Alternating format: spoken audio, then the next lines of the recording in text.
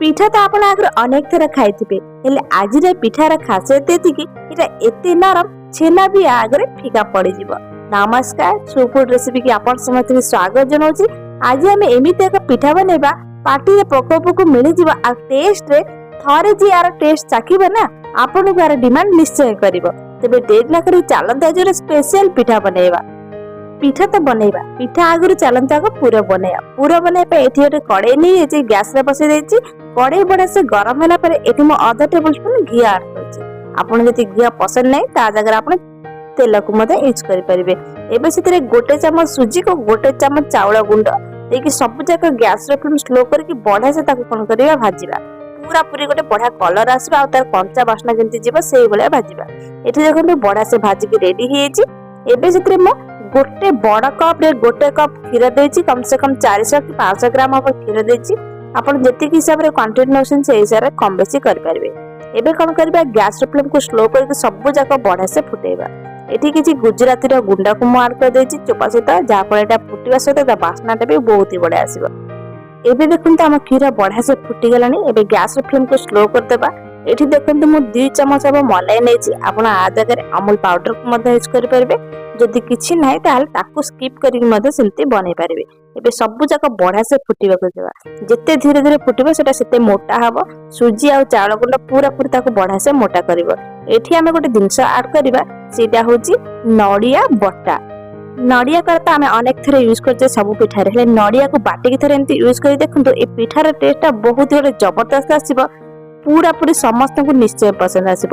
ନଡିଆ ଯୋଉ ଗ୍ରାଇଣ୍ଡିଙ୍ଗ ଜାରରେ ବାଟିଥିଲେ ସେଠି ଅଳ୍ପ ଟିକେ ପାଣି ଧୋଇକି ଦେଇଦେଲି। ଏବେ କଣ କରିବେ, ସବୁ ଯାକ ବଢିଆ ସେ ଫୁଟିବା। ପୁରା ପୁରି ଯେମିତି ଗୋଟେ ମୋଟା ଡୋ ବନିବ, ପୁରା ପୁରି ଯେମିତି ଗୋଟେ ମୋଟା ପୁର ବନିବ, ସେଇ ହିସାବରେ ସବୁ ଯାକ ଆମେ ବଢିଆ ସେ ଫୁଟେଇବା। ଏ ପୁରଟା ଏତେ ଟେଷ୍ଟ ଲାଗିବ, ବନଉ ପିଲାମାନେ ସବୁ ପୁରା ଖତମ କରିଦେବେ। ଥରେ ଖାଲି ଏମିତି ବନେଇକି ଦେଖନ୍ତୁ। ଏବେ ଆମେ ସେଥିରେ ସ୍ୱାଦ ଅନୁସାରେ ଚିନି ଆଡ କରିଦେବା। ଯଦି ଆପଣଙ୍କୁ ଚିନି ପସନ୍ଦ ନାହିଁ ତାହେଲେ ଆ ଜାଗାରେ ଆପଣ ଗୁଡକୁ ମଧ୍ୟ ୟୁଜ କରିପାରିବେ, ପିଠାଟା ଆହୁରି ଟେଷ୍ଟ ଲାଗିବ। ଏବେ ଆମେ ସବୁ ଯାକ ବଢିଆ ସେ ଗୋଳେଇଦେବା। ଦେଖନ୍ତୁ ବଢିଆ ପୁରା ଥିକନେସ ପଳେଇ ଆସିଲାଣି, ଏତିକି ଆମ ଦରକାର। ଥଣ୍ଡା ହେଲା ପରେ ଆଉ ଟିକେ ଏଟା ମୋଟା ହେଇଯିବ। ଏବେ ଆମେ କଣ କରିବା, ଗ୍ୟାସ ଫ୍ଲେମକୁ ବନ୍ଦ କରିଦେଇକି ତାକୁ ଥଣ୍ଡା ହେବା ପାଇଁ ଛାଡିଦେବା। ଏବେ ଚାଲନ୍ତୁ ଆମେ ତାର ଡୋ ବନେଇବା। ଏଠି ଗୋଟେ କପ ନେଇଛି ମୁଁ ଚାଉଳ ଗୁଣ୍ଡ, ଘର ଦେଶୀ ଚାଉଳ ନେଇଛି ବା ଘରେ ବନେଇଥିବା ଚାଉଳ ଗୁଣ୍ଡ ନେଇଛି। ତା ସହିତ ଏଠି ଅଧା କପ ନେଇଛି ମଇଦା। ଆ ଜାଗାରେ ଆପଣ ଅଟାକୁ ମଧ୍ୟ ୟୁଜ କରିପାରିବେ। ଅଳ୍ପ ଟିକେ ଲୁଣ ଦେଇଦେବା। ଏଠି ଗୋଟେ ଜିନିଷ ଆଡ କରୁଛି, ଗୁଡ ପାଣି। ଗୁଡ ପାଣି ମାନେ ଗରମ ପାଣିରେ ଗୁଡକୁ କିଛି ସମୟ ଆଗରୁ ବତୁରେଇକି ରଖିଥିଲି, ଯାହାଫଳରେ ଏଟା ବଢିଆ ସେ କଣ କରିଛି ସବୁ ଯାକ ମେଲ୍ଟ ହେଇଯାଇଛି। ପାଣି ଅଳ୍ପ ଦେବେ, ଦରକାର ପଡ଼ିଲେ ପାଣି ପଛେ ୟୁଜ କରିବେ, ହେଲେ ଅଧିକ ପାଣି ଦେଇକି ସବୁ ଯାକ ଗୁଡକୁ ନଷ୍ଟ କରିବେନି।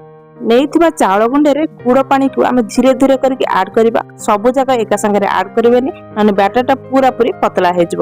ଏବେ କଣ କରିବା, ଗୋଟେ ସ୍ପାଚୁଲା ସାହାଯ୍ୟରେ ବଢିଆ ସେ ସବୁ ଯାକ ଗୋଳେଇବା, ତା ଭିତରେ ଯେମିତି ଜମା ବି ଲମ୍ପସ ନ ରହିବ। ଏଠି ଆପଣଙ୍କୁ ଦେଖଉଛି ଏତିକି ହିଁ ଆମର ପତଳା ହେବା ଦରକାର। ଯଦି ଆପଣଙ୍କ ବ୍ୟାଟର ଆଉ ଟିକେ ମୋଟା ହେଇଯାଇଛି ତାହେଲେ ଆଉ ଟିକେ ଗୁଡ ପାଣି ପକେଇ ଦିଅନ୍ତୁ।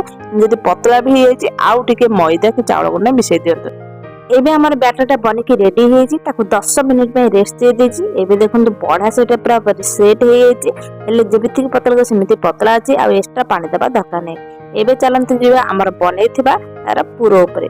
ପୁର ଏଠି ବଢିଆ ସେ ପୁରା ପୁରି ଦେଖନ୍ତୁ, କହିଥିଲି ନା ଥଣ୍ଡା ହେଲା ପରେ ପୁରା ପୁରି ମୋଟା ହେଇଯିବ। ବଢିଆ ସେ ମୋଟା ହେଇକି ରେଡି ହେଇଯାଇଛି।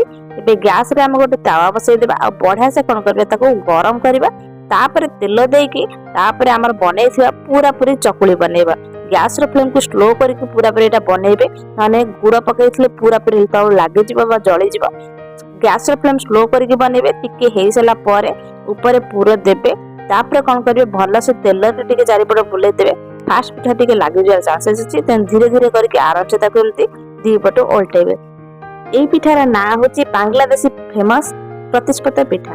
ଏତେ ନରମ ଆଉ ଏତେ ଟେଷ୍ଟି, ମତେ ତ ବହୁତ ପସନ୍ଦ ଆସିଲା ଆଉ ମୋ ଘର ଲୋକଙ୍କୁ ବି ବହୁତ ପସନ୍ଦ ଆସିଲା। ଆପଣ ବି ଥରେ ବନେଇକି ଦେଖନ୍ତୁ, ଆପଣ ମାନଙ୍କୁ ବି ବହୁତ ପସନ୍ଦ ଆସିବ। ଏଇ ଭିତରେ ଦେଖନ୍ତୁ ଗୋଟେ ବଢିଆ ସେ ଆମର ପିଠା ବନିକି ରେଡି ହେଇଛି। ଆଜିର ପିଠା ଯଦି ଆପଣଙ୍କୁ ଭଲ ଲାଗୁଛି ତ କମେଣ୍ଟ ସେକ୍ସନରେ ନିଶ୍ଚୟ ଜଣାନ୍ତୁ। ଏଇ ଭିତରେ ଚାଲନ୍ତୁ ଯିବା ଆଉ ଗୋଟେ ପିଠା ଆମେ ବସେଇଦେବା। ଏଇ ପିଠାର ଆଉ ଗୋଟେ ଖାସିୟତ ହଉଛି, ଆକୁ ଟିକେ ମୋଟା ବନେଇବେ, ଜମା ବି ଚକୁଳି ଭଳିଆ ପତଳା ବନେଇବେନି, ମାନେ ତଳୁ ପୁରା ପୁରି ଲାଗିଯିବ ଆଉ ପୁରା ପୁରି ପିଠା ଆମର ଖରାପ ହେଇଯିବ। ଟିକେ ହେଇସାରିଲା ପରେ ଲାଷ୍ଟକୁ ଯେତେବେଳେ ଓଲଟେଇବେ ସେତେବେଳେ ଯାଇକି ପୁର ଦେବେ, ଯାହା ଫଳରେ ପିଠାଟା ପୁରା ପରଫେକ୍ଟ ବନେଇକି ବାହାରିବ। ଆଜିର ଭିଡିଓ ଆପଣଙ୍କୁ କେମିତି ଲାଗୁଛି କମେଣ୍ଟ ସେକ୍ସନରେ ନିଶ୍ଚୟ ଜଣାନ୍ତୁ। ଯଦି ଭିଡିଓଟି ଭଲ ଲାଗେ ତ ଚ୍ୟାନେଲକୁ ସବସ୍କ୍ରାଇବ କରିବାକୁ ଭୁଲିବେନି।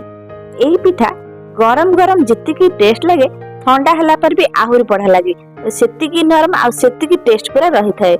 एमिति थरे पिठा घरे बनेकी देखंतु घर लोक तो निश्चय पसंद आसीबो। ता छड़ा घर लोक गोटे नुआ स्वादर पिठा निश्चय चाखिया को मिलिबो। मोर तो सब जाक पिठा परफेक्ट बनछि। आपनका पिठा केमति बनछि मते कमेंट सेक्शन निश्चय जणातु। रहिली देखा बा नेक्स्ट वीडियो।